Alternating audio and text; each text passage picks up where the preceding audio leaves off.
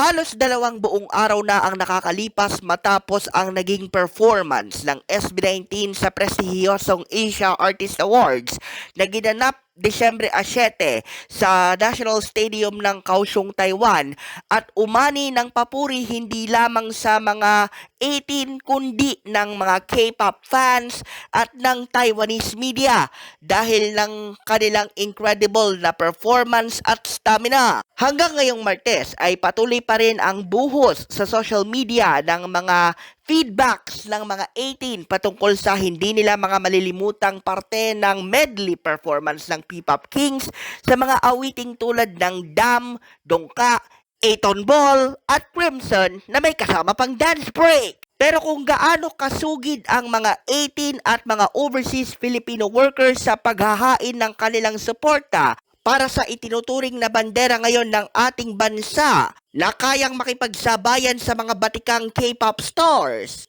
Aba, siya ring labasan ng Filipino crab mentality at ang pasimuno ang mga delulu na mga fans ng BINI o kung tawagin ay mga blooms. Ang hirit kasi ng ilan sa mga medyo overzealous na ay pang kinder umano ang dance break na gawa ng SB19 sa Taiwan. Pero rasbak naman ng mga 18, hindi lang kasi kayo makarelate sa effort na ginagawa ng SB19 na kahit 3 sunod-sunod na gabi na ang kanilang pagtatanghal at wala halos tulog, buong lakas pa rin at walang karekla-reklamo nilang in-entertain ang publiko. At kahit ang mga veterano at papausbong pa lamang na mga K-pop singers and idol groups ay humahanga na rin sa daladalang ambag ng SB19 na kanilang tinatanaw din bilang inspirasyon upang palaguin ang kanilang sariling karera. Naku po, ang Pilipino nga naman, kung gaano kataas ang suporta, ay ang iba naman ay siya rin namang nangahatak sa kanila pababa na imbis na magbuhos ng buong energy, ay naghahanapan pa talaga ng butas.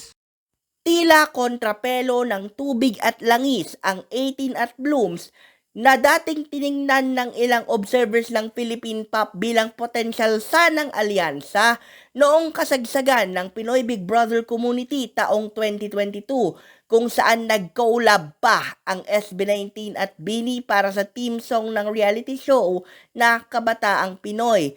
Pero sa kasagsagan ng mga world tours at iba pa mga achievements na natatanggap ng bawat isa ay ang isa sa mga achievement ng BINI na kumatawan para sa Pilipinas upang mag-perform sa Coachella, ang ginagawa ba naman panggatong ng mga fans ng BINI upang makipagpataasan ng ihis sa SB19 na ang sabi, kami pa ang nauna sa Coachella kaysa sa inyong iniidolong 5. Pero ang restback naman ng mga taga-suportang 18, mas madalas naman silang mag-world tour kaysa sa 8 na nakaka2 buwan lamang ay nagpapahinga na.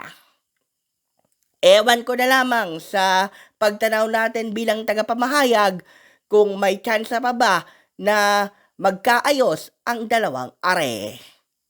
Yan ang totoong balita mula sa Mabuhay Radio Japan Worldwide. Sa bawat oras, bawat himig, nananatili kaming walang takot, walang pinapaboran. Ito ang Senbat sa Patrol number 2 Stephen Saraspe Perez. Nag-uulat sa larangan ng SB19 dito sa ating Batangas Bureau.